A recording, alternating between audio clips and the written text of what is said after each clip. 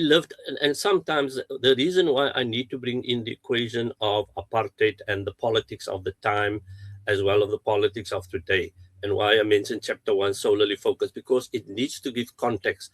I can't just write the story of these people. I need to write it in what context it is conveyed.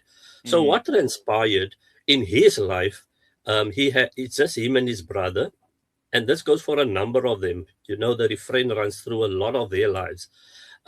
He basically had a single mother. His father passed on at an early age, and she used to work as a domestic in the town for a family, a white family, a white Jewish family.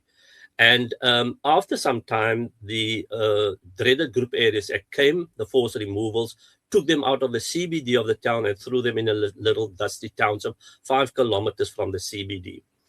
In his mind, he could never understand why they had to be removed, and his mother always cursed. But the sad thing about this is that him and his brother went to school, and every afternoon they had to stay with other people, because his mom used to go early morning, dress them, feed them, and then she would leave.